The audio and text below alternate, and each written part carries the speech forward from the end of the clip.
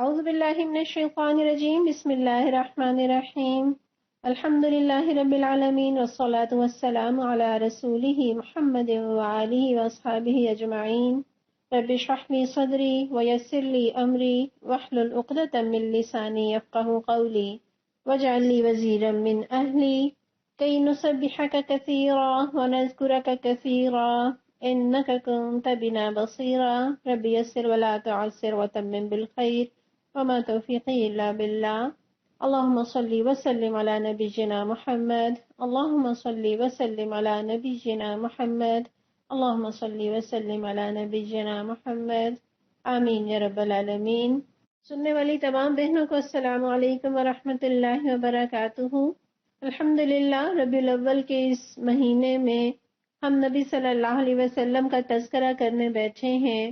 خدا کرے کہ آج کی اس نشست سے ہمارے نبی صلی اللہ علیہ وسلم پر ایمان میں اضافہ ہو، ان سے ہماری محبت عشق میں بدل جائے۔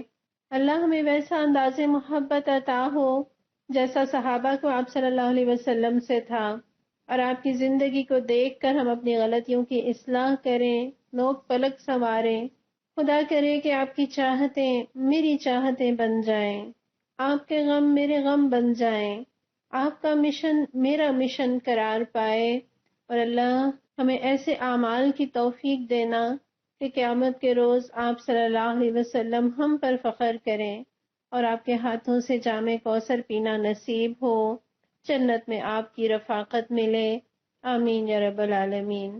یقیناً ہماری محبتوں کی سب سے زیادہ حقدار ہستی اس پوری دنیا میں اگر کوئی ہے تو وہ آپ صلی اللہ علیہ وسلم کی ہستی ہے، جن سے میں اور آپ اپنے والدین سے بڑھ کر، اپنی اولاد سے بڑھ کر، حتیٰ کہ اپنے آپ سے بھی بڑھ کر محبت کرنے نہ لگ جائیں تو ایمان مکمل ہی نہیں ہوتا۔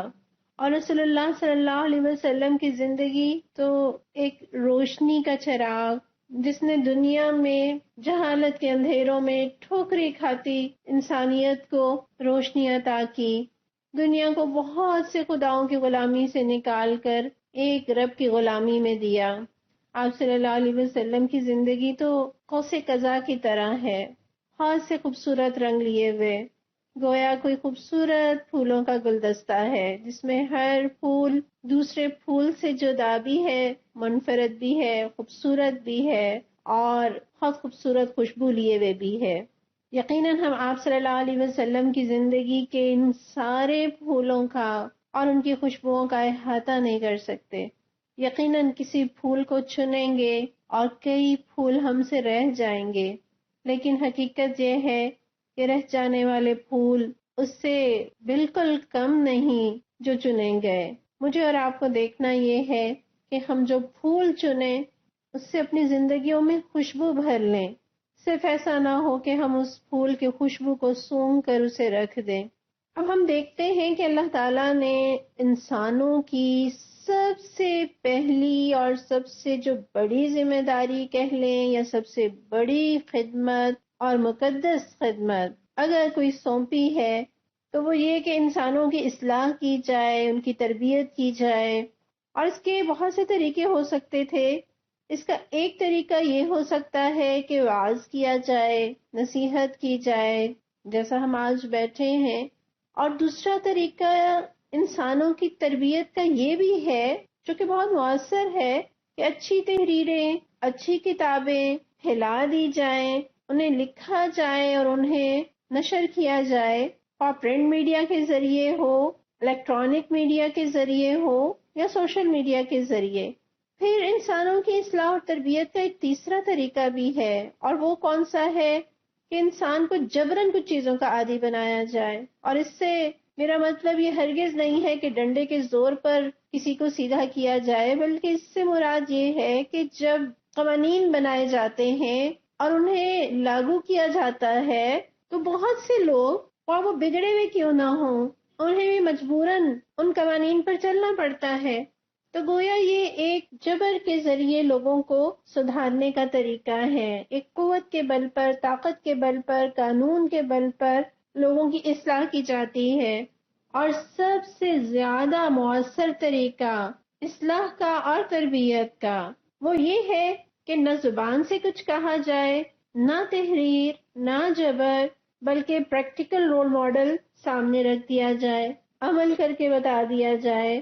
جیسا ہم بچوں کی تربیت کے حوالے سے بھی یہ بات کرتے ہیں کہ ہم بچوں کو بہت سی باتیں سمجھانا چاہتے ہیں، ہم انہیں بہت کچھ کہتے ہیں لیکن وہ ہماری مانتے نہیں ہیں، لیکن وہ جلد یا بدیر وہ کام کرتے ہیں جو ہم کرتے ہیں. گویا باتوں سے زیادہ پر اثر چیز انسان کا اپنا عمل ہے. اور رسول اللہ صلی اللہ علیہ وسلم نے گو واز بھی کیے، ان کے دور میں قرآن لکھا بھی گیا، احادیث بھی تحریر میں لائی گئیں. پھر مدینہ کی اسلامی ریاست میں شریعت کو قانون کا درجہ بھی ملا، جہاں قانون کو توڑنے والوں کو سزائیں بھی دی گئیں. لیکن سب سے بڑھ کر جو آپ صلی اللہ علیہ وسلم نے انسانوں کی تربیت کی، وہ اس ذریعے سے کی کہ آپ نے اس کلام پر، ان احکامات پر جو اللہ تعالیٰ نے اتارے، ان سب پر عمل کر کے بتا دیا. لہذا بہترین اسوۃ حسنہ، the best way of life, رسول اللہ صلی اللہ علیہ وسلم نے ان سارے طریقوں پر اور ان ساری باتوں پر خود عمل کر کے بتا دیا. اور انبیاء تو سارے ہی اللہ رب العزت کی پسندیدہ زندگی گزارتے رہے، اللہ کے حکموں پر چلتے رہے، اور ان سب نے اللہ کے نازل کردہ قانون کو اپنی زندگیوں میں عملاً اپلائی کیا. یقیناً وہ سب بھی بہترین رول ماڈل ہیں، لیکن فرق یہ ہے کہ ان انبیاء کی زندگیاں تاریخ میں صحت کے ساتھ رقم نہیں. ہم نہیں جان سکتے ان کے شب و روز کے بارے میں، ان کے کردار اور ان کی گفتار. زیادہ سے زیادہ جو قرآن نے بتا دیا یا احادیث میں جن انبیاء کے تذکرے آئے ہیں، ان کے علاوہ کوئی اور سورس ہمارے پاس نہیں ہے کہ ہم ان کے بارے میں جان سکیں. لیکن صرف ایک ہستی ایسی ہے جن کی ساری زندگی، ان کا اٹھنا بیٹھنا، ان کا ملنا جلنا، ان کا چلنا، ان کا بولنا، ان کی تجارت، ان کے روز و شب، ان کا مذاق کرنا، ان کے گھر کی زندگی، حتیٰ کہ ان کی ازدواجی زندگی بھی محفوظ ہو گئی. اور وہ کون ہے؟ نبی صلی اللہ علیہ وسلم. آپ کی زندگی کو دیکھیں گے، آپ کی زندگی کا مطالعہ کریں گے تو اس سے ہمیں پتہ چلتا ہے کہ ہمارا دین کن کن مرحلوں سے گزرا، نبی صلی اللہ علیہ وسلم اور ان کے ساتھیوں پہ کیا بیتی، کیسی کیسی مشکلات آپ صلی اللہ علیہ وسلم نے اور صحابہ نے برداشت کی، کیسے رب نے فرشتوں کے ذریعے آپ کی مدد کی، کتنے بڑے بڑے لشکروں کا آپ نے مقابلہ کیا، اور کس طرح سے بالآخر کیسی کیسی فتوحات اور کیسے کیسے انعامات سے نوازے گئے. تو آج ہم نبی صلی اللہ علیہ وسلم کی زندگی کو دیکھیں گے اور اس میں ساتھ ساتھ ہم اپنی زندگیوں سے اس کا تقابل کرتے چلے جائیں گے، تاکہ مجھے اور آپ کو اپنی زندگی کو سنوارنے کے لیے بھی کچھ پریکٹیکل اصول سامنے آ سکیں. نبی صلی اللہ علیہ وسلم نے جس دور میں آنکھ کھولی، اس دور میں جہالت اس قدر تھی اور انسانوں کا کردار اس قدر گھناؤنا تھا کہ جنہیں آپ اسفل السافلین کہہ لیجئے یا جانوروں سے بھی بدتر کہہ لیجئے. اس دور میں جبکہ شرک تھا، بت پرستی تھی، ڈاکے، چوریاں، قتل و غارت، لڑائیاں، ظلم، بچیوں کو زندہ درگور کرنا اور ایسی بہت سی برائیاں، گویا جہالت کے اندھیرے ہیں. لوگوں کے کردار کی نجاستوں سے ظلم اور بے حیائی کے بھبوکے اٹھتے ہیں. پتھروں کے آگے وہ قوم سجدہ ریز ہے، اور کہا یہ جاتا ہے کہ پتھروں کے آگے سجدہ ریز ہونے کی ایک وجہ یہ بھی ہوئی کہ عرب کے قبائل جو چاروں اطراف سے حج کو آتے تھے، وہ واپس جاتے ہوئے حرم کے پتھروں کو اٹھا لیتے اور پھر انہیں اپنے ہاں لے جا کر کچھ تراش خراش کر کے ان کے آگے سجدہ ریز ہوتے، ان سے دعائیں مانگتے، ان کی عبادت کرتے. ٹھہر جائیے، یہاں رک کر سوچئے کہ کیا آج بھی ہماری یہ خواہش نہیں ہوتی کہ مکہ سے آئیں تو اس غلاف کعبہ کا کوئی ٹکڑا ہی، کچھ وہاں سے دھاگے ہی کھینچ کر لے آئیں، یا پھر یہ کہ بس چلے تو ہم روضہ رسول صلی اللہ علیہ وسلم کی جالی کا ہمیں کوئی حصہ مل جائے تو ہم بڑی محبتوں کے ساتھ اسے یہاں لے آئیں. یہاں دیکھ لیجئے کہ ایسا کوئی بھی کام شرک کی راہ کو ہموار کرتا ہے. بہرحال اس دور میں نبی صلی اللہ علیہ وسلم وہاں کے سب سے معزز قبیلہ قریش میں پیدا ہوتے ہیں، اور جس کا خاص اعزاز یہ تھا کہ وہ خانہ کعبہ کے متولی ہیں، کنجی بردار ہیں، حاجیوں کی میزبانی کرتے ہیں، ان کے لیے لنگر کا بندوبست کرتے ہیں، انہیں شربت پلاتے ہیں، لہٰذا اس قبیلے کی عزت پوری دنیا میں تھی۔ اور رسول اللہ صلی اللہ علیہ وسلم کے والد حضرت عبداللہ جو آپ کی پیدائش سے پہلے ہی دنیا سے رخصت ہو جاتے ہیں، گویا نبی صلی اللہ علیہ وسلم اس دنیا میں جب آنکھ کھولتے ہیں تو باپ کی شفقت سے محروم ہوتے ہیں۔ اتنی بڑی محرومی اور کتنا بڑا غم ہے جو آپ صلی اللہ علیہ وسلم نے سہا۔ اللہ تعالیٰ قرآن میں کہتے ہیں نا، الم یجدک یتیما فآویٰ، کیا ہم نے آپ کو یتیم نہیں پایا پھر آپ کو ٹھکانہ فراہم کیا؟ تو بہت بڑا میسج ہے کہ یتیم کا سرپرست، یتیم کا پشتیبان، یتیم کا نگران، اس کا کفیل کو خود اللہ ہے، اور یتیم سے اللہ کو ایک خاص محبت ہے، ایک خاص تعلق ہے۔ اسی بنا پر یتیم کی دنیا میں پرورش کرنے والے کو اللہ تعالیٰ جنتوں کے وعدے بھی کرتا ہے، بلکہ جنت میں نبی صلی اللہ علیہ وسلم کی ہمسائیگی کی بشارت دیتا ہے۔ بہرحال دنیاوی اعتبار سے ایک بہت بڑی محرومی رسول اللہ صلی اللہ علیہ وسلم کی کہ وہ اس دنیا میں یتیم پیدا ہوئے، اور یہ بھی سیرت کی کتابوں میں لکھا ہے کہ آپ کی پیدائش کے موقع پر ان کی والدہ نے یہ خواب دیکھا کہ ان کے جسم سے نور نکلا اور جس سے ملک شام کے محلات روشن ہو گئے۔ اور یہ بھی تاریخ میں درج ہے کہ آپ کی پیدائش پر کسریٰ کے ایوانوں کے کنگرے گر گئے، فارس کے آتش کدے کی آگ بجھ گئی، گویا وہ ہستی دنیا میں آ گئی جس نے دنیا کے ان سارے باطل نظاموں کو مٹا دینا تھا۔ پھر ہم دیکھتے ہیں کہ عرب کا جو ایک دستور تھا کہ وہ اپنے بچوں کی بہترین پرورش کے لیے انہیں گاؤں دیہات بھیج دیا کرتے تھے تاکہ وہاں کی صاف آب و ہوا میں وہ پلیں، خالص غذا کھائیں، ان کے پٹھے مضبوط ہوں اور ان کی زبان خالص ہو جائے۔ یعنی ایک بہت بڑی وجہ ایک معصوم بچے کو اپنے سے دور کرنے کی کیا ہے کہ اس کی زبان پیور ہو۔ عام طور پر شہروں میں زبان مکس ہو جایا کرتی ہے، جیسے ہماری اردو میں بہت سارے انگلش کے الفاظ یا کچھ اور زبانوں کے الفاظ اس میں شامل ہونے لگتے ہیں، لیکن دیہات کی زبان عام طور پر خالص ہوتی ہے، اس طرح کی آمیزش سے محفوظ رہتی ہے۔ اور عربوں کے ہاں یہ چیز اتنی اہم تھی، اپنی زبان پر عبور ہونا اور اس کا خالص ہونا، کہ وہ لوگ اپنے معصوم بچوں کو دیہاتوں میں بھیج دیا کرتے تھے۔ ولید بن عبد الملک کے بارے میں آتا ہے کہ وہ کسی وجہ سے نہ بھیجا جا سکا، اور اس کا یہ نتیجہ نکلا کہ خاندان بنو امیہ میں صرف ولید واحد وہ شخص تھا جو ان کے اعتبار سے عربی صحیح نہیں بول سکتا تھا۔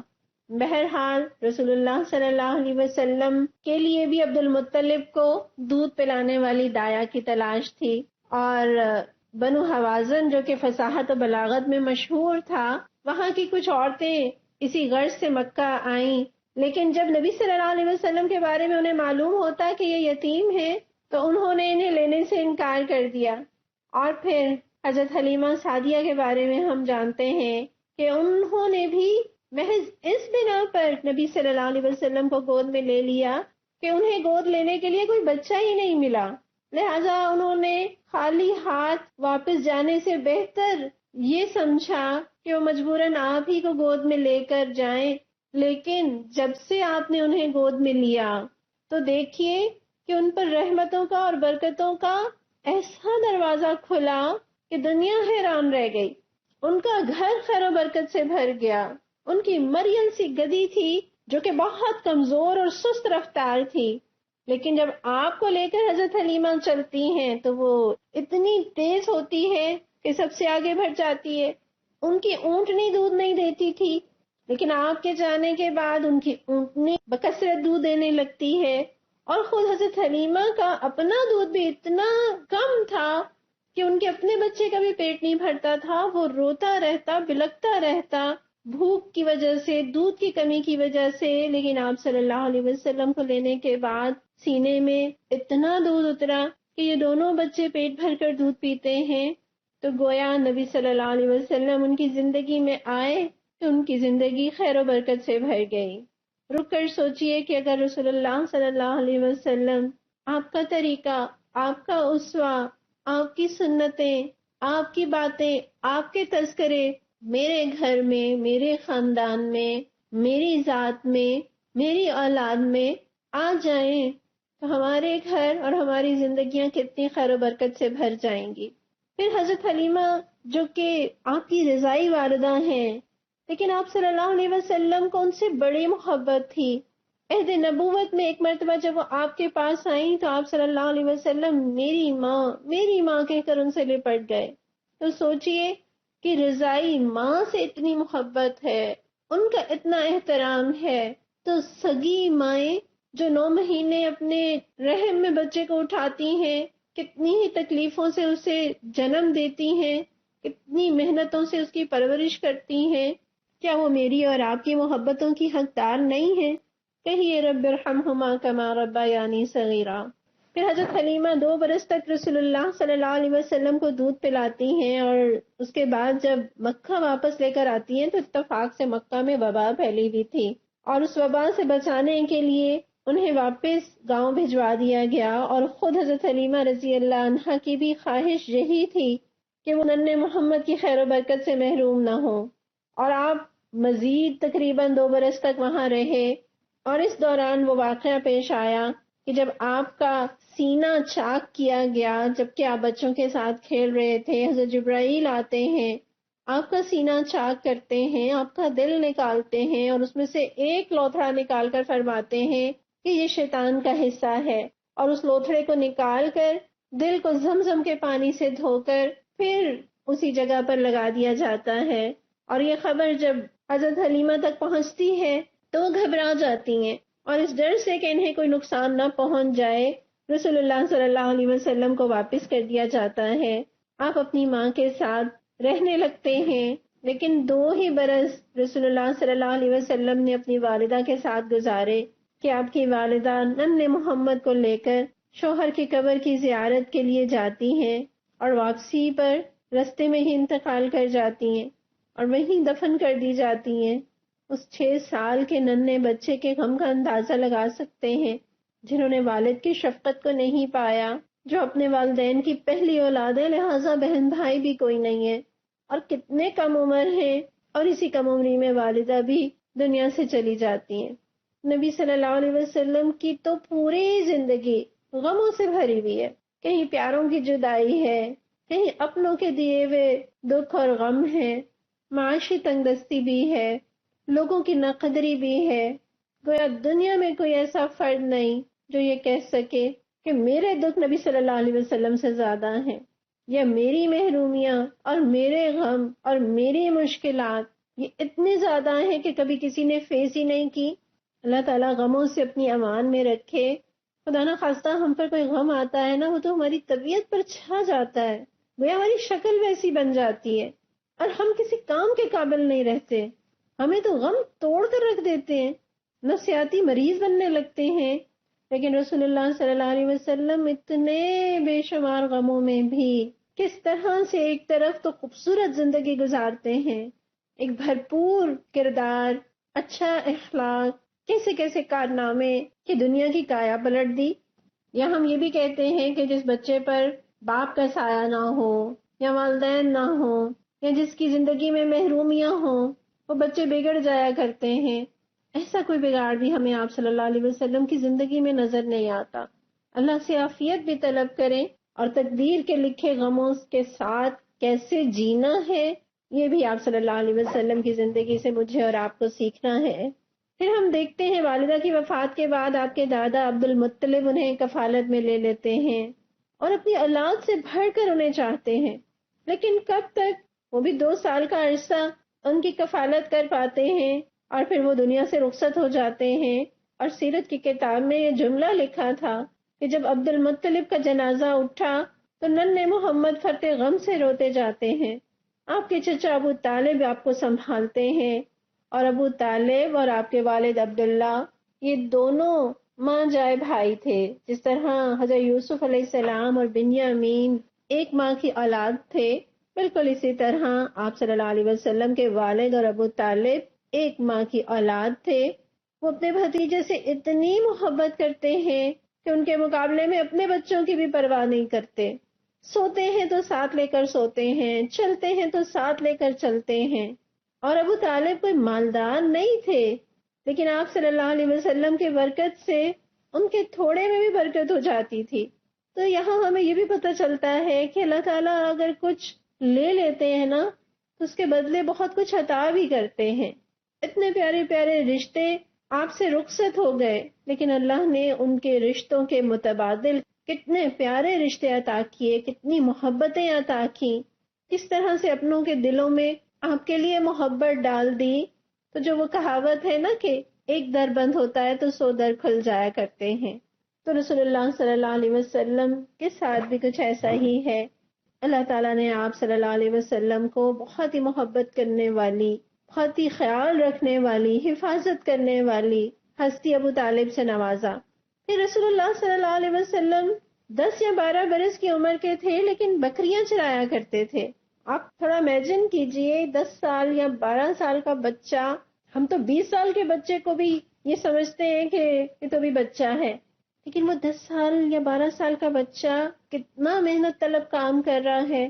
بکریاں چرا رہے ہیں پہاڑوں پر، ایک ریوڑ کی حفاظت کرنا، اس کا پیٹ بھرنا، اس کے لیے جنگلوں اور پہاڑوں پر چڑھنا اور انہیں بحفاظت واپس لانا اتنی بڑی اور بھاری ذمہ داری تھی. یہ ایک مشکل کام تھا جو وہ کر رہے تھے.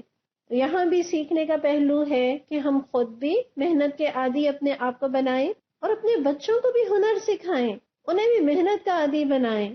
کہیں ایسا تو نہیں کہ ہمارے بچے جوان ہو چکے ہیں لیکن وہ اپنے کپڑے دھونے، استری کرنے، کھانے پینے، اپنے کمرے کی صفائی، اپنے بستر کی چادر تک ٹھیک کرنے کے لیے نوکروں کے محتاج ہیں، دوسروں کے محتاج ہیں. کہیں ہم اپاہج نسل تو نہیں پیدا کر رہے. تو یہ چیز بھی ہمیں یہاں سے سیکھنی ہے. پھر 12 برس کے تھے ابو طالب شام تجارت کی غرض سے جاتے ہیں، اور جس طرح ہم نے دیکھا کہ آپ صلی اللہ علیہ وسلم سے ابو طالب کو اور ابو طالب کو آپ سے بہت محبت تھی، وہ ایک دوسرے سے کچھ دیر کے لیے بھی جدا نہیں رہتے تھے. تو یہ جدائی یقیناً ان پر شاق گزرتی ہے، لہذا ساتھ لے کر چلتے ہیں اور شام کی حدود میں پہنچتے ہیں. وہاں بصرہ میں رکتے ہیں اور ایک عیسائی راہب بحیرہ، اس نے جب آپ کو دیکھا تو کہا کہ یہ تو سید المرسلین ہے. لوگ انہیں پوچھتے ہیں تمہیں کیسے معلوم ہوا؟ تو وہ کہنے لگا جب تم پہاڑ سے اترے تو جس قدر درخت اور پتھر تھے سب سجدے میں جھک گئے، اور یہ دونوں چیزیں نبی کے علاوہ کسی کو سجدہ نہیں کرتی. گویا انسانوں سے پہلے تو پتھروں اور درختوں نے نبی صلی اللہ علیہ وسلم کی رسالت کو تسلیم کر لیا. مسلم کی ایک روایت میں آتا ہے نا کہ رسول اللہ صلی اللہ علیہ وسلم فرماتے ہیں کہ میں تو مکے کے اس پتھر کو پہچانتا ہوں جو بعثت سے پہلے مجھے سلام کیا کرتا تھا. اللہ ہمیں بھی آپ کی قدر کو پہچاننے کی اور آپ کے حکموں کے آگے سر جھکانے کی توفیق عطا فرمائے. اچھا، یہ وہ دور تھا جب لڑائیوں اور جنگوں نے بڑے گھر برباد کیے. جیسا کہ ہم پڑھتے ہیں نا کہ وہ لوگ جنگوں کے اور لڑائیوں کے عادی تھے اور معمولی باتوں پر ان کی لڑائیاں ہو جایا کرتی تھیں، اور وہ لڑائیاں سالوں چلتی، نسلوں تک دشمنیاں جاری رہتی. ایک چھوٹی سی بات کے بدلے میں کئی قتل ہو جایا کرتے تھے. اسی طرح ایک بہت بڑی جنگ حرب فجار کے نام سے بھی اس دور میں ہوئی. اور جس طرح بعض اوقات پہ در پہ لڑائیوں اور تباہیوں اور بربادیوں سے ظالم بھی یہ سوچتا ہے کہ کچھ زیادہ ہی نقصان ہو گیا، جیسے آج امریکہ بہادر سوچتا ہی ہوگا نا کہ اسے افغانستان میں ایسا پنگا نہیں لینا چاہیے تھا. بالکل اسی طرح انہوں نے بھی رک کر سوچا کہ بڑا نقصان ہو گیا، لہٰذا ان کے اندر بھی اصلاح کی ایک تحریک اٹھی اور انہوں نے مل کر طے کیا کہ مظلوم کی مدد کریں گے اور ظالم کو مکہ میں رہنے نہیں دیں گے. یہ وہ جاہل لوگوں کی سوچ ہے جن کے پاس ابھی دین کی روشنی نہیں پہنچی ہے، مگر وہ ظالم کو کسی بھی صورت فیسیلیٹیٹ نہ کرنے کا عہد کر رہے ہیں، مظلوم کی مدد کرنے کا عہد کر رہے ہیں. اللہ ہم تو مسلمان ہیں، ہمیں بھی یہ حوصلہ اور توفیق دے کہ اپنے وطن کے اندر سے ظالموں کو جلا وطن کر دیں، کرپٹ لوگوں کو اپنے وطن میں جگہ نہ دیں، اور مظلوم خواہ کوئی بھی ہو اس کی مدد کریں. اور یہ جو تحریک اٹھی تھی اور قبائل نے اس بات پر مل کر معاہدہ کیا، اور اس معاہدے کو حلف الفضول کہتے ہیں. ہماری زبان میں تو فضول کسی اور معنی میں لفظ استعمال ہوتا ہے، لیکن یہاں فضول بمعنی فضیلت، یعنی ایک بڑا فضیلت والا حلف تھا یا معاہدہ تھا. عہد نبوت میں رسول اللہ صلی اللہ علیہ وسلم فرمایا کرتے تھے کہ اس معاہدے کے بدلے اگر مجھے سرخ اونٹ بھی دیے جاتے تو میں کبھی نہ اسے بدلتا. اور فرماتے ہیں کہ آج بھی ایسے کسی معاہدے کے لیے اگر کوئی بلائے تو میں حاضر ہوں. گویا عمل کی بات کیا ہے کہ نیکی کا کام، ہاں وہ کوئی بھی کر رہا ہو، کہیں بھی ہو رہا ہو، آپ کے لیے جو بھی تعاون ممکن ہو اس کے ساتھ تعاون کیجیے. اور یہ تو ہمارے دین کا اصول ہے کہ تعاونوا علی البر والتقوی ولا تعاونوا علی الاثم والعدوان. گناہ اور زیادتی کے کاموں میں ایک دوسرے سے مدد نہ کرو اور نیکی کے کاموں میں ایک دوسرے کے ساتھ تعاون کرو. پھر آپ دیکھیے کہ رسول اللہ صلی اللہ علیہ وسلم ایک بہترین انسان، ایک بہترین تاجر، ایک اچھے ساجھی کسے کہتے ہیں؟ شراکت دار، یعنی کاروبار ہوتا ہے شراکت کی بنیاد پر. تو ایک اچھے پارٹنر ہیں اور ایسے بہترین تاجر ہیں، نہ بحث، نہ جھگڑا، نہ دھوکہ، امین ہیں، سچے ہیں، وعدے کے پکے ہیں. ابھی آپ کے اوپر قرآن نہیں اترا ہے لیکن کیسے انسان ہیں. گویا اسلام تو بات کی بات ہے، بحیثیت انسان میرے اور آپ کے اندر یہ کوالٹیز ہونی چاہیے. سچائی، امانت داری، وعدے کی پاسداری، ہمارے معاملات میں دھوکہ نہ ہو، ہماری گفتگو میں بحث اور جھگڑا نہ ہو، کسی کے ساتھ فراڈ نہ کریں، کسی کا حق نہ مارے، فیئر ہوں، وعدے کی پاسداری کرنے والے ہوں. اور نبی صلی اللہ علیہ وسلم کے بارے میں تو حضرت عبداللہ بن ابی حمزہ رضی اللہ عنہ بیان کرتے ہیں کہ بعثت سے پہلے میں نے حضور صلی اللہ علیہ وسلم کے ساتھ خرید و فروخت کا معاملہ طے کیا اور کچھ معاملہ نمٹ چکا تھا اور کچھ باقی تھا. میں نے وعدہ کیا کہ آؤں گا اور اتفاق سے 3 دن تک مجھے اپنا وعدہ یاد نہیں آیا، اور تیسرے دن جب میں وعدے کے مقام پر پہنچا تو آپ صلی اللہ علیہ وسلم کو اسی جگہ منتظر پایا. یقیناً آپ رات کو تو اپنے گھر چلے جاتے ہوں گے لیکن دن بھر رسول اللہ صلی اللہ علیہ وسلم اپنے وعدے کے مطابق اس جگہ پر موجود رہتے. 1 دن نہیں، 2 دن نہیں، 3 دن آپ اسی جگہ انتظار کرتے ہیں. اور حضرت عبداللہ کہتے ہیں کہ اس خلاف وعدہ پر آپ کے ماتھے پر بل تک نہیں آیا اور صرف اتنا فرمایا کہ تم نے مجھے زحمت دی، میں تو اسی مقام پر 3 دن سے موجود ہوں. یہ ہے نبی صلی اللہ علیہ وسلم. اسلام سے پہلے آپ کا کردار. اللہ اسلام کو دین مان لینے کے بعد ہمارے اندر بھی یہ کوالٹیز اور ان خصوصیات کا عکس پیدا فرما دے. پھر آگے دیکھیے حضرت خدیجہ رضی اللہ عنہا جو کہ بہت دولت مند ہیں اور اتنا مال و دولت رکھتی ہیں کہ کہا جاتا ہے کہ جب مکہ والوں کا قافلہ نکلتا تو اکیلا ان کا سامان سارے قریش کے برابر ہوتا. وہ جب رسول اللہ صلی اللہ علیہ وسلم کی کوالٹیز کو دیکھتی ہیں، ان کی امانت اور دیانت کے بارے میں جانتی ہیں، تو آپ کو اپنے کام کے لیے پیغام دیتی ہیں. اور رسول اللہ صلی اللہ علیہ وسلم حضرت خدیجہ رضی اللہ عنہا کے سامان کو لے کر تجارت کی غرض سے جاتے ہیں اور دگنا معاوضہ لے کر لوٹتے ہیں. اور اس بار کی تجارت میں تو اتنی برکت ہوئی کہ پہلے کبھی نہیں ہوئی تھی. اور حضرت خدیجہ رضی اللہ عنہا جو ایک طرف دور پار کی آپ کے رشتہ دار بھی ہیں لیکن ان کی 2 مرتبہ شادی پہلے ہو چکی ہے، وہ بیوہ ہیں، 40 سال کی ہیں، صاحب اولاد بھی ہیں. ایک روایت کے مطابق آپ کی عمر 28 برس کی تھی. بہرحال 40 کی ہوں یا 28 کی ہوں، تھی تو رسول اللہ صلی اللہ علیہ وسلم سے عمر میں بڑی. اور حضرت خدیجہ ایسی خاتون ہیں کہ بڑے سے بڑے مالدار اور سردار ان کے ساتھ شادی کے خواہش مند تھے، لیکن وہ رسول اللہ صلی اللہ علیہ وسلم کی امانت اور دیانت سے اتنی متاثر ہوتی ہیں کہ اپنی سہیلی کے ذریعے انہیں نکاح کا پیغام دیتی ہیں. اور رسول اللہ صلی اللہ علیہ وسلم اپنے چچاؤں کے مشورے سے یہ رشتہ قبول کر لیتے ہیں. تو دونوں طرف آپ یہ دیکھیے کہ رشتہ ہونے کی وجہ کیا ہے یا کس بنا پر حضرت خدیجہ رسول اللہ صلی اللہ علیہ وسلم کو منتخب کرتی ہیں. ان کے اخلاق کی وجہ سے، ان کے کردار کی وجہ سے، ان کی امانت اور دیانت کی وجہ سے. اس بنا پر وہ بڑے بڑے صاحب منصب اور مالداروں کے رشتوں کو ٹھکرا کر ایک ایسے شخص کو اپنے رشتے کے لیے منتخب کرتی ہیں جو نہ مالدار ہیں، جو نہ صاحب جائیداد ہیں، لیکن صاحب کردار ہیں. اور دوسری طرف رسول اللہ صلی اللہ علیہ وسلم جو کہ کنوارے بھی ہیں، اور وہ ایک بیوہ اور صاحب اولاد خاتون کے ساتھ نکاح کے لیے رضامند ہوتے ہیں. اور اس کی وجہ کیا ہے؟ اس کی وجہ حضرت خدیجہ کی دولت نہیں ہے، اس کی وجہ حضرت خدیجہ رضی اللہ عنہا کا پاکیزہ اخلاق ہے. حضرت خدیجہ تو اس قدر پاکیزہ اخلاق کے حامل تھیں کہ لوگ انہیں خدیجہ کی بجائے طاہرہ کے نام سے پکارتے ہیں. گویا دونوں طرف اخلاق اور کردار رشتے کی وجہ بنتا ہے. ہم اپنے لیے یا اپنی اولادوں کے لیے رشتہ ڈھونڈنے نکلتے ہیں، ہم کن چیزوں کو مد نظر رکھتے ہیں، اور حضرت خدیجہ جیسی سمجھدار خاتون اور رسول اللہ صلی اللہ علیہ وسلم کن بنیادوں پر رشتہ کرتے ہیں، فرق یہیں پر دیکھ لیجئے. اللہ ہمیں اپنی اصلاح کرنے کی توفیق دے دے. تو یقیناً جو اخلاق اور کردار کی بنیاد پر رشتے ہوتے ہیں وہ مضبوط بھی ہیں اور پائیدار بھی. حسن تو وقت کے ساتھ ساتھ مان پڑ جاتا ہے، اور مال تو ویسے آنی جانی چیز ہے. اللہ ہمیں بھی دینداری اور اخلاق اور کردار کی وجہ سے رشتے بنانے اور نبھانے والا بنائے. اور حضرت خدیجہ اور رسول اللہ صلی اللہ علیہ وسلم کی جوڑی کتنی خوبصورت جوڑی ہے، کتنی آپس میں محبت ہے کہ عرب کے اس ماحول میں جہاں کثرت سے شادیاں کی جاتی ہیں، رسول اللہ صلی اللہ علیہ وسلم نے ان کے جیتے جی کوئی اور شادی نہیں کی، اور اللہ نے ان کو اولاد بھی عطا کی.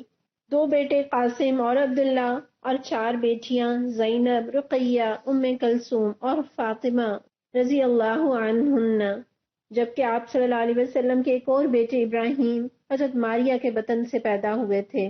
لیکن نبی صلی اللہ علیہ وسلم کے غم اور آپ کے غموں میں ایک اور بڑا غم کہ آپ کے بیٹے بچپن میں ہی فوت ہو گئے، اور بیٹیوں میں سے بھی 3 بیٹیاں رسول اللہ صلی اللہ علیہ وسلم کی زندگی میں ہی وفات پا جاتی ہیں. صرف فاطمہ رضی اللہ عنہا آپ کے بعد 6 ماہ تک زندہ رہیں. تو اولاد کا غم بھی آپ صلی اللہ علیہ وسلم نے سہا. اور نبوت سے پہلے کا یہ واقعہ بھی سیرت کی کتابوں میں آپ کی زندگی کا محفوظ ہے. جب آپ 35 برس کے تھے اور خانہ کعبہ بسیدہ ہو چکا تھا، لہٰذا مکہ والوں نے ارادہ کیا کہ اسے نئے سرے سے تعمیر کیا جائے، اور انہوں نے بھی یہ سوچا کہ یہ اللہ کا گھر ہے اور اس کی تعمیر میں ہم صرف حلال مال ہی لگائیں گے. اور یہی وجہ ہے کہ جب حلال ان کے پاس کم پڑ گیا تو انہوں نے حتیم کا حصہ جو کہ بیت اللہ کا حصہ تھا، اس کے اندر شامل تھا، اسے باہر نکال دیا. لیکن انہوں نے حرام مال اللہ کے گھر میں نہیں لگایا.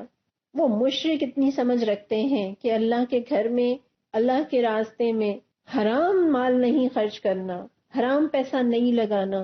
کیا ہم یہ بات نہیں جانتے؟ ہم سود پر پیسہ انویسٹ کرتے ہیں اور یہ سمجھتے ہیں کہ جو پروفٹ آئے گا اسے ہم خود نہیں استعمال کریں گے، ہم اسے خیرات کر دیں گے. ایسی خیرات اللہ کو ہرگز پسند نہیں. اللہ پاک ہے اور پاکیزہ مال ہی کو قبول کرتا ہے، اور پاکیزہ پر ہی اجر عطا فرماتے ہیں. حرام کو اللہ کے راستے میں لگانا، کسی بڑی سے بڑی نیکی میں لگانا، کسی غریب مسکین کو دینا، یہ تو ایسا ہی ہے کہ آپ اپنے گھر تو بکری کا گوشت لے کر آئیں اور کسی غریب کو آپ خنزیر کا گوشت بھیج دیں. اللہ ہمیں حرام سے بچا لے، حلال کمانے کی توفیق دے، اور اس حلال میں سے، اس پاکیزہ میں سے اللہ کے دین کی خاطر خرچ کرنے والا بھی بنا دے. پھر آپ دیکھیے کہ وہ لوگ کہ جو بڑی عبادت سمجھ کر اللہ کے گھر کو تعمیر کر رہے ہیں، اور اس گھر کی تعمیر کی خاص بات یہ تھی کہ رسول اللہ صلی اللہ علیہ وسلم خود اس گھر کی تعمیر میں شریک ہیں، پتھر ڈھو ڈھو کر لاتے ہیں اور اس کی تعمیر میں حصہ ڈالتے ہیں. اور وہ لوگ جو عبادت سمجھ کر اللہ کے گھر کو تعمیر کر رہے تھے، جب اس گھر پر آخری پتھر لگانے کا موقع آیا، یعنی ہجر اسود کی تنصیب کا، تو اتنا جھگڑا ہوا کہ تلواریں نکل آئیں، خون خرابے کی نوبت آ گئی. اور ان میں جو سب سے عمر رسیدہ شخص تھا ابو امیہ، اس نے یہ کہہ کر فیصلے کی صورت پیدا کی کہ حرم کے دروازے سے جو سب سے پہلے داخل ہو اسے ہم اس جھگڑے کا حکم مان لیں گے. اور اللہ کا کرنا دیکھیے کہ آپ صلی اللہ علیہ وسلم سب سے پہلے داخل ہوتے ہیں، اور وہ لوگ پکار کر کہتے ہیں کہ یہ ہے امین، ہم ان سے راضی ہیں. یعنی آپ صلی اللہ علیہ وسلم کی شخصیت ایسی ہے کہ لوگ انہیں دیکھ کر راضی ہو جاتے ہیں کہ ہاں یہ صحیح انسان ہے، یہ جو بات کریں گے وہ درست ہوگی، یہ جو بات کہیں گے ہم اسے مانیں گے. کہ ہماری صورتحال بھی لوگوں میں ایسی ہی ہے. بہرحال رسول اللہ صلی اللہ علیہ وسلم کی حکمت دیکھیے کہ آپ نے کس طرح سے چادر میں حجر اسود کو رکھنے کا حکم دیا اور سارے قبائل کے سرداروں کو چادر کے کونے پکڑنے کا کہا، اور وہ سارے سردار مل کر حجر اسود کو اٹھا کر اس مقام تک لے کر جاتے ہیں جہاں اسے نصب ہونا ہے، اور پھر رسول اللہ صلی اللہ علیہ وسلم اپنے مبارک ہاتھوں سے اس پتھر کو وہاں نصب کرتے ہیں۔ گویا یہ اشارہ تھا کہ جس طرح سے اللہ کے گھر کی تکمیل کا یہ آخری پتھر رسول اللہ صلی اللہ علیہ وسلم کے ہاتھوں سے لگا، دین کی تکمیل کا آخری پتھر بھی آپ ہی کے ہاتھوں سے نصب ہوگا۔ پھر رسول اللہ صلی اللہ علیہ وسلم جو اسلام سے پہلے بھی کیسے انسان ہیں، برائیوں سے نفرت کرتے ہیں، کبھی بت پرستی نہیں کی، جاہلیت کی رسموں سے اجتناب کرتے ہیں، ان بتوں پر چڑھاوے کے جانور کا گوشت تک نہیں کھاتے۔ اور عرب کا ایک کلچر تھا کہ دن بھر کے کاموں سے لوگ فارغ جب ہوتے، رات کو جمع ہوتے اور ذوق و شوق سے ایک ایسے شخص سے داستان سنتے جو داستان سنانے کا ماہر ہوتا، یعنی دن بھر کام کرنے کے بعد رات کو کیا کرتے، کہانیاں سنتے، اور یہ ان کی انٹرٹینمنٹ تھی، اور وہ اتنے مزے لے لے کر یہ کہانیاں سنا کرتے تھے کہ رات بھر سنتے رہتے۔ یہ جاہلیت کا دستور تھا یا جاہلیت کا طور طریقہ تھا؟ تھوڑا رک کر دیکھ لیں کہ یہ جاہلیت کا طرز ہمارے اندر تو نہیں ہے، کہ ہم بھی ایسا تو نہیں کرتے کہ دن بھر اپنے سارے کاموں سے فارغ ہو کر رات کو ہم ٹی وی کے آگے یا اپنے موبائل پر کوئی ڈرامہ دیکھیں، فلم دیکھیں، ویڈیوز دیکھیں، اور اس میں رات بھی گزر جائے اور ہمیں احساس تک نہ ہو۔ بہرحال یہ تو چیزیں جہالت سے تعلق رکھتی ہیں۔ اللہ ہماری راتوں کو بھی پاکیزہ بنا دے، ہماری تنہائیوں کو بھی پاکیزہ بنا دے۔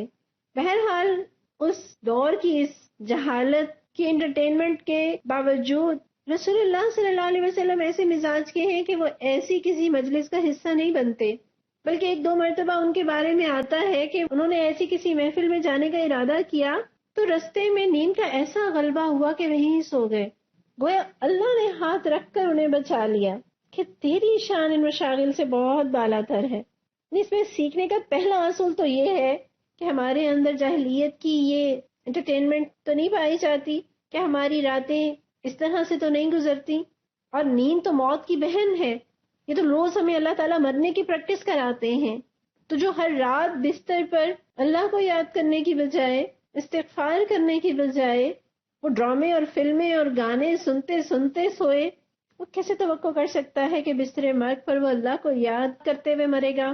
اور دوسرا یہاں اصول یہ سیکھ لیں کہ انشاءاللہ تعالی ہم وہ لوگ نہیں ہوں گے جو ذوق و شوق سے گناہ کرنے والے ہوں، لیکن کسی گناہ کا یا کسی لغو کام کا اگر ہم نے ارادہ کیا اور اللہ کی طرف سے کوئی رکاوٹ آ گئی، کوئی مصروفیت آ گئی، یا نیٹ کام نہیں کر رہا، یا کوئی اور وجہ ہو گئی، نیند کا ہی غلبہ آ گیا، تو سوچیں اللہ نے مجھے اور آپ کو گویا ہاتھ رکھ کے بچا لیا کہ تم یہ کام نہ کرو، یہ کام تمہارے لائق نہیں، تمہیں ایسا نہیں کرنا چاہیے۔ پھر رسول اللہ صلی اللہ علیہ وسلم کے اس دور میں بھی جو دوست تھے نا، وہ بڑے صالح فطرت تھے۔ ورقہ بن نوفل، ابو بکر رضی اللہ عنہ، حکیم بن حزام، زماد بن ثعلبہ، جو بعد میں یہ سب مسلمان بھی ہوئے، سوائے ورقہ بن نوفل کے کہ جو پہلے ہی اس دنیا سے چلے گئے۔ لیکن یہ دوست ایسے دوست تھے کہ جو جاہلیت کے دور میں بھی شرک سے بچے ہوئے تھے، شراب اور اس شراب کے خاندان کی باقی گندگیوں سے بچے ہوئے تھے۔ تو صالح صحبتیں بہرحال اپنا اثر رکھتی ہیں۔ اللہ مجھے اور آپ کو بھی اور ہماری اولادوں کو بھی، ہمارے زوج کو بھی صالح دوست عطا فرمائے۔ اس کے بعد آپ دیکھیے کہ رسول اللہ صلی اللہ علیہ وسلم جو ایک طرف تو اپنی پوری قوم کے آنکھ کا تارا ہیں، لوگ ان سے محبت کرتے ہیں، وہ لوگوں میں اپنی سچائی اور امانت داری کی وجہ سے مشہور ہیں، ہر دل عزیز ہیں، لیکن اس پورے معاشرے کو یا اس جاہلیت کے پورے ماحول کو آپ دیکھیے، ان کے طور طریقے، ان کا رہن سہن، ان کا لائف سٹائل اور نبی صلی اللہ علیہ وسلم کی سوچ اور آپ کا طرز زندگی بالکل مختلف تھا۔ تو جو سوچ میں فرق ہوتا ہے یا طبیعتوں میں فرق ہوتا ہے، اس کا نتیجہ کیا نکلتا ہے کہ آپ صلی اللہ علیہ وسلم اور آپ کی قوم کے درمیان فاصلہ بڑھنے لگتا ہے۔ ہم بھی یقیناً اسی سے ملنا پسند کرتے ہیں یا اسی سے دوستی کرتے ہیں جس سے ہماری سوچ ملتی ہے، جس سے ہمارے نظریات ملتے ہیں۔ اور جن سے ہماری سوچیں اور ہمارے نظریات نہیں ملتے، ہم ان سے ملنا پسند نہیں کرتے. تو یہی سوچوں کے فرق نے نبی صلی اللہ علیہ وسلم کو ان لوگوں سے دور کیا. آپ کیسے ان لوگوں کی محفلیں انجوائے کر سکتے ہیں جو ان طریقوں پر چلتے ہیں جن سے آپ گھن کھاتے ہیں؟ لہٰذا رسول اللہ صلی اللہ علیہ وسلم رنجیدہ رہنے لگے، ایک کرب کا احساس آپ کو رہنے لگا، اور آپ صلی اللہ علیہ وسلم تنہائی پسند ہو گئے. گویا یہ نبی صلی اللہ علیہ وسلم کی سنت ہے کہ معاشرے کے بگاڑ پر دل میں درد کا ہونا، کرب کا پیدا ہونا، بے چین ہونا، دکھ ہونا، اذیت ہونا، یہ بہت ضروری ہے. اور اس بات کو آپ اس مثال سے سمجھیں کہ اگر ہمارے جسم میں کوئی بیماری ہو لیکن کوئی درد نہ ہو، اس کی بظاہر کوئی علامت نہ ہو، تو وہ بیماری بڑھتے بڑھتے ناسور بن جاتی ہے. گویا بیماری میں درد کا ہونا بھی اللہ کی رحمت ہے کہ درد ہوتی ہے تو علاج کی فکر ہوتی ہے، بیماری کا پتہ چلتا ہے. لیکن درد نہ ہو تو بیماری کا پتہ نہیں چلتا، لیکن بیماری اندر ہی اندر بڑھتی چلی جاتی ہے حتیٰ کہ انسان کی جان ہلاکت کے درجے پر پہنچ جاتی ہے. تو اگر ہمیں اپنے ارد گرد ماحول اور معاشرے کی برائیوں پر درد ہے، کڑن ہے، بے چینی ہے، تو انشاءاللہ تعالی ہمیں اس کے علاج کی فکر بھی ہوگی اور ہم اس کے علاج کی کوشش بھی کریں گے، اور اللہ کی رحمت سے امید ہے کہ اس کے اچھے نتائج بھی ملیں گے. تو برائیوں پر دل کا کڑنا اور کرب میں مبتلا ہونا، یہ انبیاء کی سنت ہے. پھر ایک اور سنت جو یہاں ہمیں پتہ چلتی ہے وہ آپ کا تنہائی کو اختیار کرنا.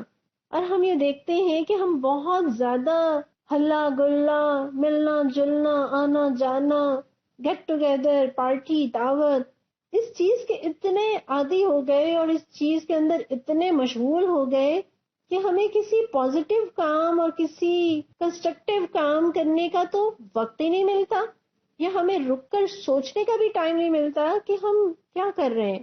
ہمیں اپنا محاسبہ کرنے کا، اپنا جائزہ لینے کا، اپنے لیے کچھ پلان کرنے کا وقت ہی نہیں ملتا. کبھی کبھی انسان کو چاہیے کہ وہ تنہائی کو اختیار کرے، ہمیشہ نہیں، لیکن کبھی کبھی تنہائی کو اختیار کرنا اور اس میں غور و فکر کرنا. جس طرح رسول اللہ صلی اللہ علیہ وسلم جو کئی دن غار حرا میں جا کر ٹھہر جایا کرتے تھے، تو وہاں آپ کیا کرتے تھے؟ انسانوں کی بستی سے دور وہ وہاں تنہائی میں اپنے رب کو یاد کرتے ہیں، غور و فکر کرتے ہیں. گویا کہ آپ اور میں بھی کبھی تنہائی اختیار کریں اور اس میں ہم غور و فکر کریں، اپنے رب سے باتیں کریں، سوچیں میں کون ہوں، میں کیوں اس دنیا میں بھیجی گئی، میری زندگی کا مقصد کیا ہے، میں جس ڈائریکشن پہ چل رہی ہوں کیا وہ درست ہے، میرے اندر کون کون سی کمی ہے، میں انہیں کیسے دور کروں، میں اپنی صلاحیتوں میں کیسے اضافہ کروں، مجھے کیا کرنا چاہیے، مجھے کیا چھوڑ دینا چاہیے، مجھے اپنی زندگی میں کیا اچیو کرنا ہے، کون سے ٹارگٹ ہیں جو مجھے اپنی زندگی میں حاصل کرنے ہیں، اور ان ٹارگٹ کو حاصل کرنے کے لیے مجھے کیا کام کرنے ہیں. یہ ساری سوچیں کیسے ہوں گی جب آپ تنہا ہوں گے اور اپنی ان تنہائیوں کو بھی بامقصد بنائیں گے. ہم لوگ تو تنہا ہوتے ہوئے بھی آج کے دور میں تنہا نہیں ہوتے. ہم اس گیجٹ کے ذریعے جو ہمارے ہاتھوں میں ہے اس تنہائی میں بھی لاکھوں لوگوں کے ساتھ کنیکٹڈ ہوتے ہیں. تو کبھی تنہائی اختیار کریں اور ان ساری باتوں کو سوچیں، اپنا محاسبہ کریں، اپنے گناہوں پر استغفار کریں، رب سے باتیں کریں، رب سے وعدے کریں، نیکیوں کو پلان کریں. میرا اور آپ کا کام ارادہ کرنا ہے، اللہ راستے کھولتا ہے. تو یہاں لوگوں کی برائیوں پر اذیت کا ہونا، درد کا ہونا، اور پھر بامقصد تنہائی، یہ رسول اللہ صلی اللہ علیہ وسلم کی سنتیں ہم نے دیکھی.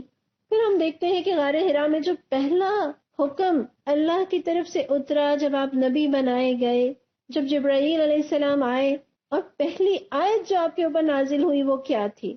پہلا حکم جو رب نے آسمانوں سے زمین پر اپنے بندوں کے لیے اتارا، انسانوں کے لیے اتارا، میرے اور آپ کے لیے اتارا، وہ کیا تھا؟ اقرا، پڑھ. اسی سے اندازہ کر لیجئے کہ دین میں پڑھنے اور سیکھنے کی کتنی اہمیت ہے. آئیے پڑھنے اور سیکھنے کا شوق اپنے اندر پیدا کریں، جذبہ پیدا کریں. پھر آپ دیکھتے ہیں کہ جب جبرائیل آپ کو یہ کہتے ہیں اقرا، تو آپ صلی اللہ علیہ وسلم کا جواب کیا ہوتا ہے کہ میں پڑھنا نہیں جانتا، میں پڑھا ہوا نہیں ہوں.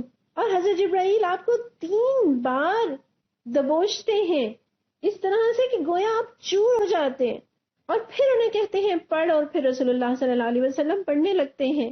اس سے ہمیں پتہ چلتا ہے کہ استاد کی قربت، اور پھر استاد کی سختی، اور پھر استاد کی حوصلہ افزائی.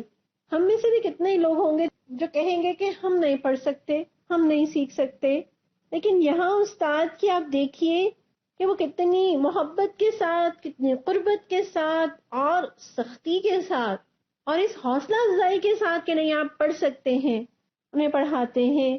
تو اللہ ہمیں بھی ایسا ہی استاد اور ایسا ہی شاگرد بنا دے. پھر رسول اللہ صلی اللہ علیہ وسلم پر جو یہ وحی کا تجربہ ہوتا ہے، آپ کا دل دھک دھک کرتا ہے، آپ گھبرا جاتے ہیں، آپ کو لگتا ہے کہ آپ ہلاک ہو جائیں گے، آپ کو اپنی جان کا خوف ہوتا ہے.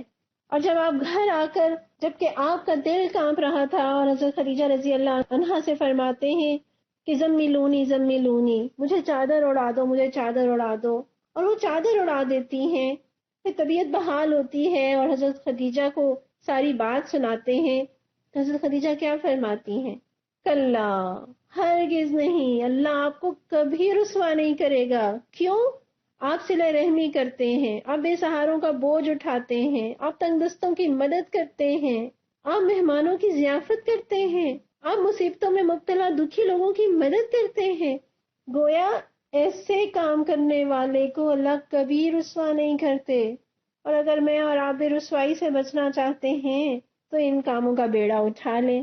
خدمت خلق، صلہ رحمی، مہمان نوازی، ایسے کام کرنے والوں کو اللہ کبھی رسوا نہیں کرتا. اور یہ ہے حضرت خدیجہ رضی اللہ عنہا کا کردار. ایسا نہیں ہے کہ وہ گھبرا جاتی ہوں، وہ رسول اللہ صلی اللہ علیہ وسلم سے بھی زیادہ ڈر جاتی ہوں، اور وہ یہ کہتی ہوں کہ میں نے تو آپ کو پہلے ہی منع کیا تھا، اگر اکیلے جا جا کر غاروں میں رہیں گے تو جن بھوت تو چپکیں گے ہی نا، اور اب آئندہ آپ نے نہیں جانا. ایسی کوئی بات نہیں کہتی، بلکہ آپ کی ہمت بندھاتی ہیں، آپ کا حوصلہ بڑھاتی ہیں. پھر کچھ عرصہ نبی صلی اللہ علیہ وسلم پر وحی نہیں آتی، اور رسول اللہ صلی اللہ علیہ وسلم غم میں مبتلا ہو جاتے ہیں. آپ رنجیدہ رہتے ہیں، آپ منتظر ہوتے ہیں کہ کب وحی آئے گی. یعنی یہ شوق ہے، یہ اللہ کے کلام سے محبت کی علامت ہے کہ آپ اس کی کمی کو محسوس کرتے ہیں، اس کی ضرورت کو محسوس کرتے ہیں. کیا ہم بھی کبھی ہم سے کلاس رہ جائے یا کسی وجہ سے کلاس نہ ہو پائے تو ایسا دکھ، ایسا رنج، ایسا غم ہمیں بھی ہوتا ہے؟ اللہ ہمیں اس کلام سے ایسی محبت دے دے کہ اس کی دوری ہم سے بھی ناقابل برداشت ہو. پھر جب وہی آتی ہے تو کیا پیغام آتا ہے؟ یا ایھا المدثر قم فانذر، کہ اے اوڑھ لپیٹ کر لیٹنے والے، اٹھو اور خبردار کر دو. پہلا حکم آیا اقرا، پڑھ، اور دوسرا حکم آیا قم فانذر. گویا پڑھتے جائیے اور لوگوں کو بتاتے جائیے، لوگوں کی اصلاح کرتے جائیے، لوگوں کو خبردار کرتے جائیے. یہ نہیں ہے کہ میری ڈگری مکمل ہوگی، میں جب تک پورا قرآن ترجمہ و تفسیر سے سیکھ نہ لوں، میرے ارد گرد کتنی خرابیاں کیوں نہ ہو رہی ہوں اور مجھے ان کے بارے میں معلوم بھی ہو، لیکن میں اپنی زبان نہ کھولوں. نہیں، مجھے اور آپ کو جو بات پتہ چلتی جائے اسے ہم اپنے کردار کا حصہ بھی بناتے چلے جائیں اور لوگوں کی زندگیوں کو بھی سنوارتے چلے جائیں. یہ تھا نبی صلی اللہ علیہ وسلم کا مشن، اور یہی ایک مسلمان کا بھی مشن ہے. پھر دیکھیے کہ جب رسول اللہ صلی اللہ علیہ وسلم نبوت کا آغاز کرتے ہیں، سب سے پہلے ایمان لانے والے لوگ کون ہیں؟ حضرت خدیجہ رضی اللہ عنہا ہیں جو آپ کی زوجہ ہیں، پھر ابو بکر رضی اللہ عنہ ہیں جو آپ کے جگری یار ہیں، پھر علی رضی اللہ عنہ ہیں جو آپ کے گھر پرورش پاتے ہیں، پھر زید بن حارثہ ہیں جو آپ کے غلام ہیں. یعنی یہ چاروں ہستیاں آپ کے قریب ترین لوگوں میں سے ہیں، جو شب و روز آپ کو دیکھتے ہیں، جن کے سامنے آپ کی زندگی کھلی کتاب کی طرح ہے. یعنی گھر کی گواہیاں ہیں. سب سے پہلے ایمان لانے والے قریب کے لوگ ہیں. ہم کہتے ہیں کہ باہر کے لوگ تو مانتے ہیں، باہر کے تو بڑا احترام کرتے ہیں، باہر کے لوگ تو سنتے ہیں، گھر والے نہیں سنتے، گھر والے نہیں مانتے. تو اپنے اندر خامی تلاش کریں، اپنی کمی دیکھیں کہ کہیں میرے کردار میں، میرے اخلاق میں کمی تو نہیں. اور یقیناً سچی گواہی تو وہ ہے جو گھر والے دیں۔ پھر آپ دیکھیں کہ حضرت ابوبکر رضی اللہ عنہ جیسے ہی ایمان لاتے ہیں اس ایمان کی دعوت دینے والے بن جاتے ہیں، اور عشرہ مبشرہ صحابہ میں سے، یعنی وہ 10 صحابہ جن کو دنیا کی زندگی میں ہی جنت کی بشارت اللہ تعالیٰ نے دی، ان میں سے اکثریت حضرت ابوبکر رضی اللہ عنہ کی دعوت پر ایمان لائی۔ یعنی یہ ایک آپ کہہ لیجئے کہ اسلام کے آغاز کے دور میں جو دین کی شکل تھی وہ کیا تھی۔ اگر تھوڑا سا آپ سوچیں تو کیا اس وقت نماز فرض تھی؟ نہیں۔ روزہ فرض تھا؟ نہیں۔ حج فرض تھا؟ نہیں۔ زکوٰۃ فرض تھی؟ نہیں۔ یعنی وہ جو 5 پلرز آف اسلام ہیں ان میں سے 4 پلرز کا تو گویا ایک طرح سے ابھی وجود ہی نہیں تھا، ابھی وہ لازم ہی نہیں تھے۔ اور جب یہ 4 پلر آف اسلام نہیں تھے تو دین کی شکل کیا تھی؟ یہ دین کیا تھا؟ طہارت، نماز فرض کے درجے میں نہیں، لیکن ایک چاشت کی نماز جو کہ زمانہ جاہلیت میں بھی ایک معروف نماز تھی، تو وہ نماز نفلی نماز کہہ لیجئے۔ اور اس کے بعد دین کیا تھا؟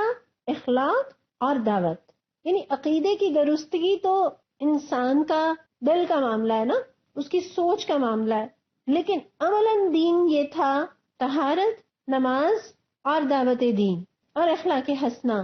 یعنی یہ دین کی دعوت دینا تو اس وقت بھی دین کا ایک بہت بڑا پلر تھا، جبکہ ابھی باقی چیزیں دین کا حصہ نہیں بنی تھیں۔ لیکن ہم باقی چیزوں کو تو دین سمجھتے ہیں، لیکن دین کی دعوت دینا ہم نے اسے کبھی دین سمجھا ہی نہیں، یا دین کا تقاضا نہیں جانا، اور دین کے تقاضے کے طور پر یہ میری اور آپ کی زندگیوں میں اس طرح سے شامل نہیں ہے جیسے کہ ہونا چاہیے۔ اللہ تعالیٰ ہمیں بھی دین کی دعوت دینے والا بنا دے۔ اور پھر ابتدا میں تو یہ دعوت خفیہ رہی، 3 سال تک یہ سلسلہ جاری رہا، اور پھر جب اللہ تعالیٰ کا حکم آیا فاصدع بما تؤمر، یہاں کے پکارے لوگوں کو اسلام کی دعوت دے دیجئے، وانذر عشیرتک الاقربین، اپنے قریب ترین رشتہ داروں کو ڈرا دیجئے، تو آپ صلی اللہ علیہ وسلم نے کوہ صفا پر چڑھ کر نام لے لے کر لوگوں کو پکارا اور انہیں لا الہ الا اللہ کی دعوت دی، اور ہر ایک کا نام لے کر آپ نے یہ فرمایا کہ میں جہنم سے تمہیں نہیں بچا سکتا، لہٰذا اپنی فکر کر لو۔ لیکن آپ کی اس دعوت کے نتیجے میں کیا ہوا؟ سب بکھر گئے، کسی نے اہمیت نہیں دی، اور ابو لہب تو معاذ اللہ بدسلوکی پر اتر آیا اور کہنے لگا تو غارت ہو، کیا تو نے اسی لیے میں جمع کیا تھا؟ معاذ اللہ۔ تو یہ نصیب کی بات ہے، بعض اوقات پرائے مان جاتے ہیں لیکن اپنے ٹھکرا دیتے ہیں۔ اور پھر آپ صلی اللہ علیہ وسلم پر جو غموں کے پہاڑ ٹوٹے، ان میں ایک غم یہ بھی تھا کہ ابو لہب کے 2 بیٹوں کے ساتھ آپ کی 2 بیٹیوں کے نکاح ہوئے ہوئے تھے، اور ابو لہب نے اپنے بیٹوں کو حکم دیا اور رسول اللہ صلی اللہ علیہ وسلم کی دونوں بیٹیوں کو طلاق دلوائی۔ اللہ اکبر! اللہ کے راستے میں آپ صلی اللہ علیہ وسلم نے کیسے کیسے دکھ اٹھائے۔ پھر اللہ کا پیغام پہنچانے کے لیے ایک اور طریقہ رسول اللہ صلی اللہ علیہ وسلم نے اختیار کیا کہ لوگوں کو کھانے پہ بلایا، دعوت کا اہتمام کیا۔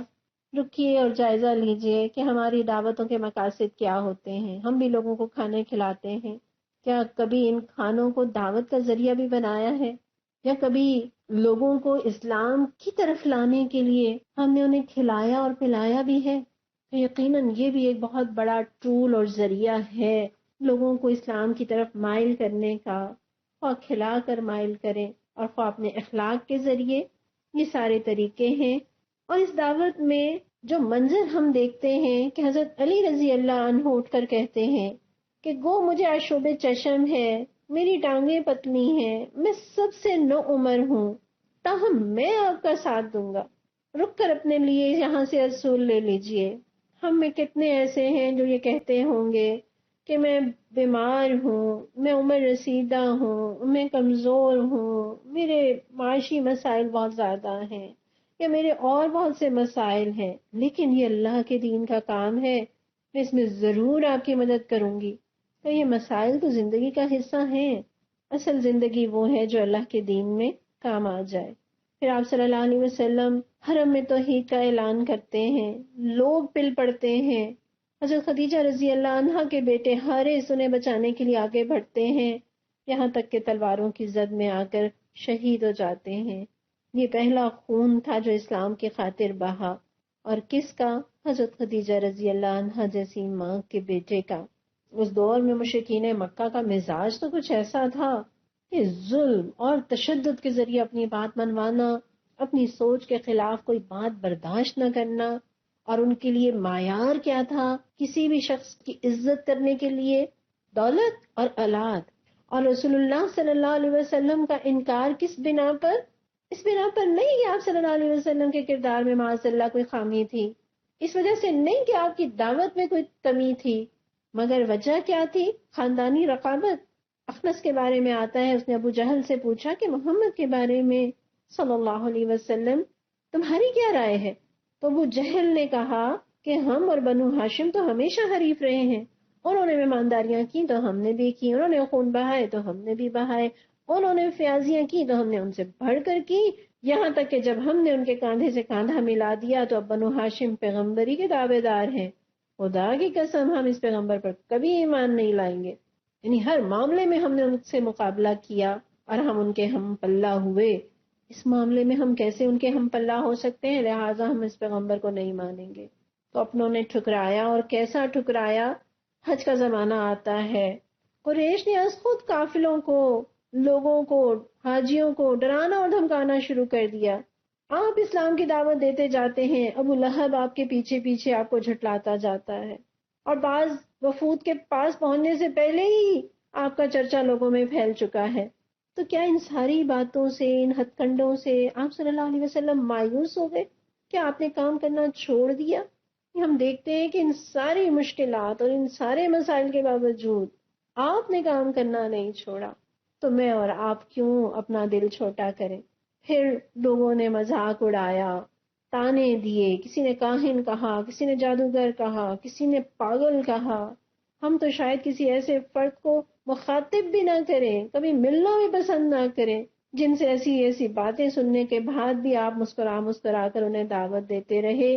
تو یہ حوصلہ اپنے اندر پیدا کرنے کی ضرورت ہے۔ آج بھی زندگی میں خواہ وہ دعوت کا کام ہو یا زندگی کی اونچ نیچ کے اندر، قرآن کو اگر پڑھتے رہیں گے انشاءاللہ تعالیٰ ساتھ ساتھ، تو قرآن میری اور آپ کی بھی ہمت بندھاتا رہے گا، ہمیں مضبوط کرتا رہے گا، ہمیں دین پر جماتا رہے گا۔ ضرورت اس بات کی ہے کہ قرآن کے ساتھ اپنے تعلق کو مضبوط رکھیں۔ پھر لوگوں کے کیسے کیسے اعتراضات، کوئی کہتا ہے اس نے خود گھڑ لیا ہے، کوئی کہتا ہے یہ جھوٹ ہے، کوئی کہتا ہے ان کا کوئی خفیہ ایجنڈا ہے۔ سارے پروپیگنڈے کے مقابلے میں رسول اللہ صلی اللہ علیہ وسلم اپنا کام کیے چلے جاتے ہیں، کہیں رکتے نہیں، کہیں دل چھوٹا نہیں کرتے۔ اور پھر ان کی سازشوں میں ایک بڑی سازش یہ ہوئی کہ نضر بن حارث کا جو کردار تھا کہ وہ ملک شام جاتا ہے اور وہاں سے جا کر قصے اور کہانیاں لے کر آتا ہے، داستانوں کی محفلیں جماتا ہے، گانے بجانے والی لونڈیاں خرید خرید کر ان لوگوں پر مسلط کرتا ہے جو اسلام کی طرف راغب ہونے لگتے ہیں، کہ انہیں کھلا پلا اور انہیں گانے سنا تاکہ یہ قرآن سے دور ہو جائیں، اسلام سے دور ہو جائیں۔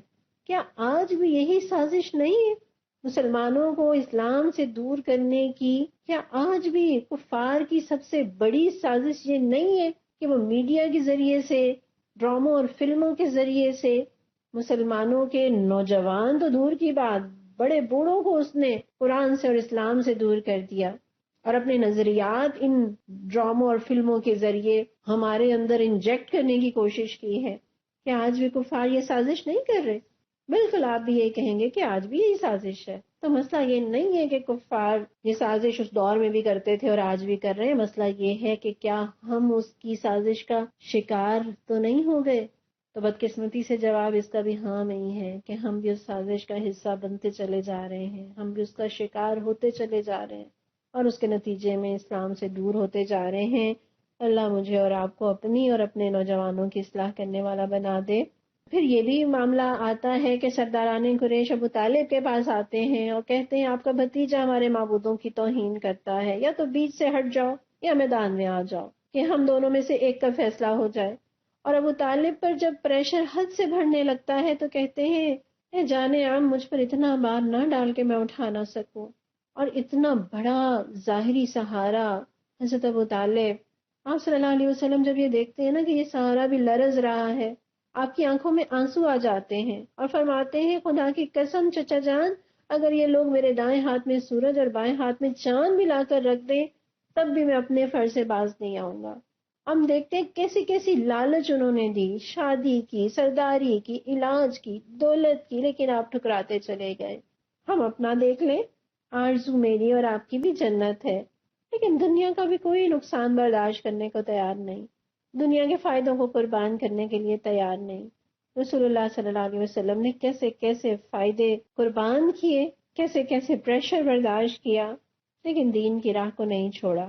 آپ صلی اللہ علیہ وسلم انہیں خیر کی دعوت دیتے ہیں، جنت کی راہوں پر بلاتے ہیں، وہ ان کے راستوں میں کانٹے بچھاتے ہیں۔ آپ نماز پڑھتے ہیں، وہ آپ کے اوپر نجاست ڈال دیتے ہیں۔ کس طرح سے عقبہ آپ صلی اللہ علیہ وسلم کے گلے میں چادر ڈال کر بل دیتا ہے۔ کتنا بے رحمی کا سلوک لوگ کرتے ہیں کہ غیروں سے بھی دیکھا نہیں جاتا تھا۔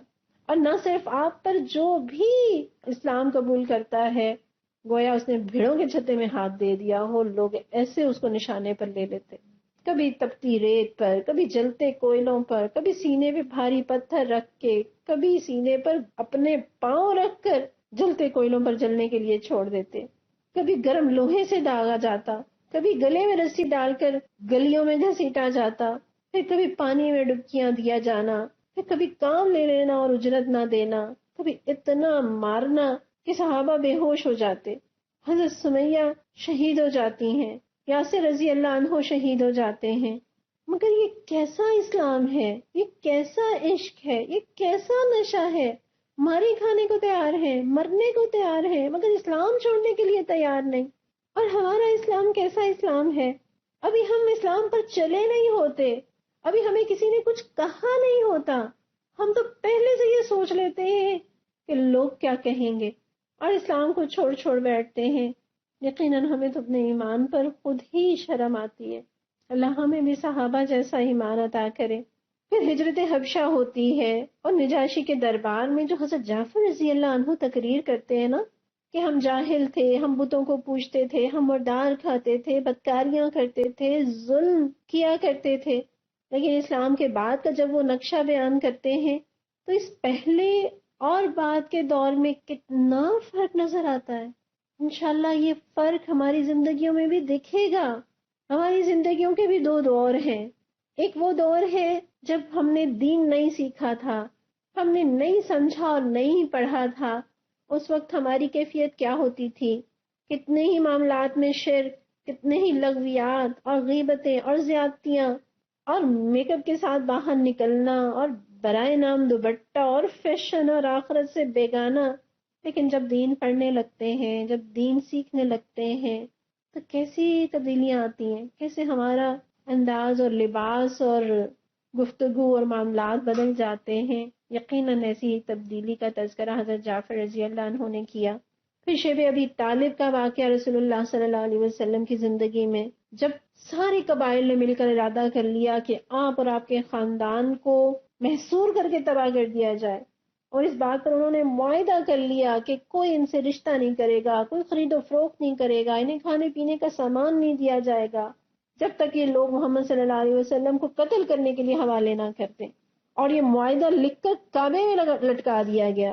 اور اس شیب ابی طالب میں حضرت ابو طالب بھی آپ کے ساتھ ہیں، حضرت خدیجہ رضی اللہ عنہا جو ایک رئیس زادی رہ چکی ہیں، اس تنگی اور ترشی میں وہ بھی نبی صلی اللہ علیہ وسلم کے ساتھ ہیں۔ عورتیں بھی ہیں، بچے بھی ہیں، بزرگ بھی ہیں، بچوں کے بلکنے کی آوازیں باہر جاتی ہیں، کفار خوش ہوتے ہیں۔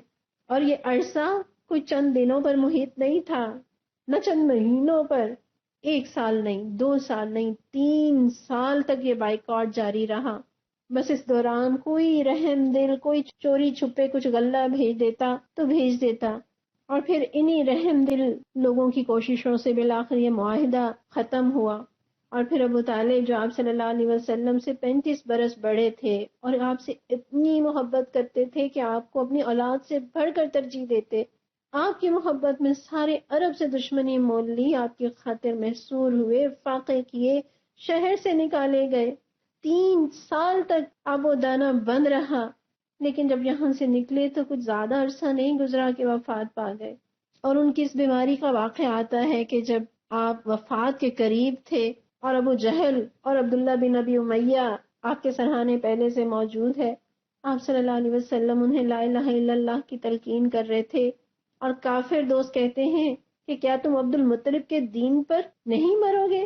اور ایک روایت میں ہے کہ ابو طالب نے کہا کہ میں عبد المطلب کے دین پر مرتا ہوں، جبکہ ابن اسحاق کی ایک روایت میں یہ بھی ہے کہ مرتے وقت ابو طالب کے ہونٹ ہل رہے تھے، اور حضرت عباس رضی اللہ عنہ جو کہ ابھی اسلام نہیں لائے تھے، انہوں نے کان لگا کر سنا تو حضور صلی اللہ علیہ وسلم سے کہا کہ آپ نے جس کلمے کے لیے کہا تھا ابو طالب وہی کلمہ کہہ رہے ہیں۔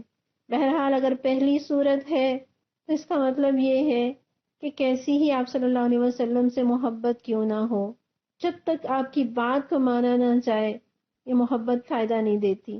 اور اگر یہ دوسری روایت درست ہے تو اس میں بھی خوشخبری ہے کہ کلمہ لا الہ الا اللہ میں بڑی طاقت ہے، بالآخر یہ کلمہ جنتوں کا حقدار بناتا ہے۔ اللہ ہمیں اس کلمے پر مرنے اور اس کلمے پر جینے کی توفیق دے، اور ہم آپ صلی اللہ علیہ وسلم سے صرف محبت ہی کا اظہار نہ کریں بلکہ آپ کی سنتوں پر عمل کرنے والے اور آپ کے مشن کو اپنانے والے بھی بن جائیں۔ پھر حضرت ابو طالب کی وفات کے چند دنوں بعد حضرت خدیجہ رضی اللہ عنہا بھی وفات پا جاتی ہیں، جو مددگار، غمگسار، پشتیبان، آپ پر، دین پر اپنی دولت نچھاور کرنے والی، جن سے آپ صلی اللہ علیہ وسلم کو بڑی محبت ہے، اور جن کے بارے میں آپ صلی اللہ علیہ وسلم نے فرمایا کہ جس وقت لوگوں نے میرے ساتھ کفر کیا وہ مجھ پر ایمان لائیں، جس وقت لوگوں نے مجھے جھٹلایا انہوں نے میری تصدیق کی، جس وقت لوگوں نے مجھے محروم کیا انہوں نے مجھے مال میں شریک کیا، اور اللہ نے مجھے ان سے اولاد بھی دی۔ اور حضرت خدیجہ تو وہ ہستی جن کے بارے میں حضرت جبرائیل جب آپ کے پاس ایک مرتبہ تشریف لائے اور فرمایا یا رسول اللہ یہ خدیجہ ہیں جو آ رہی ہیں، اور ان کے پاس ایک برتن ہے جس میں آپ کے لیے کھانا ہے، اور جب وہ آپ کے پاس آ جائیں تو آپ انہیں ان کے رب کی طرف سے سلام کہیں۔ سبحان اللہ۔ اور جنت میں موتی کے محل کی خوشخبری دے جس میں نہ شور ہوگا نہ تھکن۔ یہ ہے حضرت خدیجہ رضی اللہ عنہا، اور یہ ہے ان کا مقام۔ انہوں نے اپنی جان رسول اللہ پر نچھاور کی، اپنا مال رسول اللہ پر نچھاور کیا، ہر طرح کے حالات میں آپ کا ساتھ دیا، تو اللہ نے ان کی کیسی قدردانی فرمائی۔ اور پاکیزہ سیرت والے تو ایسے ہی ساتھ نبھایا کرتے ہیں۔ اور رسول اللہ صلی اللہ علیہ وسلم کے بارے میں آتا ہے کہ حضرت خدیجہ کی وفات کے بعد آپ انہیں کثرت سے یاد کرتے ہیں، ان کا تذکرہ کرتے ہیں، ان کے لیے دعائے رحمت کرتے ہیں، اور جب آپ ان کا ذکر کرتے تو آپ پر رقت طاری ہو جایا کرتی، اور جب بھی آپ بکری ذبح کرتے تو ان کی سہیلیوں میں گوشت بھجواتے۔ تو یہ عمل میرے اور آپ کے لیے بھی قابل تقلید ہے کہ ہمارے پیارے اللہ تعالیٰ انہیں سلامت رکھے، لیکن اگر ان میں سے کوئی رخصت ہو جائے تو کرنے کا کام کیا ہے کہ ان کی نیکیوں کو یاد کیا جائے، ان کے لیے دعا استغفار کی جائے، اور ان سے جڑے رشتوں کو نبھایا جائے۔ پھر جب یہ بظاہر سہارے سارے ایک ایک کر کے رخصت ہو گئے تو اب تو رسول اللہ صلی اللہ علیہ وسلم پر سختی کا مشکل ترین دور شروع ہو گیا۔ اب کس کو کس کا لحاظ تھا؟ اب تو وہ اور زیادہ بے رحمی سے ستانے لگے۔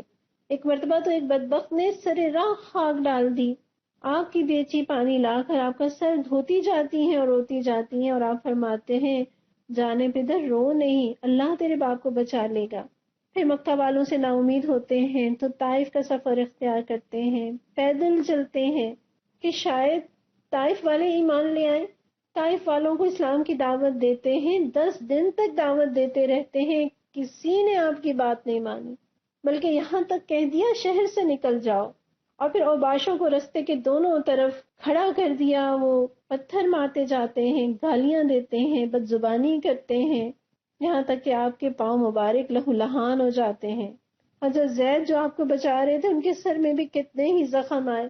ہم نے شادی میں، بارات کے استقبال میں، یا کسی خاص شخصیت کے لیے لوگوں کو رستے کے دونوں طرف پھول برساتے دیکھا ہے، مگر یہ منظر کبھی نہیں دیکھا ہوگا۔ مگر رسول اللہ صلی اللہ علیہ وسلم نے مجھ تک اور آپ تک اسلام کی دعوت پہنچانے کے لیے یہ ظلم بھی سہا۔ پھر طائف سے نکل کر جب آپ ایک باغ میں پناہ لیتے ہیں، اپنے رب سے آہوزاری کرتے ہیں، اور اللہ آپ کی تسکین کے لیے حضرت جبرائیل کو اور پہاڑوں کے فرشتے کو بھیجتا ہے، جو کہتے ہیں کہ اگر آپ چاہیں تو وہ انہیں دونوں پہاڑوں کے درمیان پیس دیں، لیکن آپ صلی اللہ علیہ وسلم رحمت للعالمین کیا فرماتے ہیں کہ مجھے امید ہے کہ اللہ ان کی پشت سے ایسی نسل پیدا کرے گا جو صرف ایک اللہ کی عبادت کرے گی اور اس کے ساتھ کسی کو شریک نہیں ٹھہرائے گی۔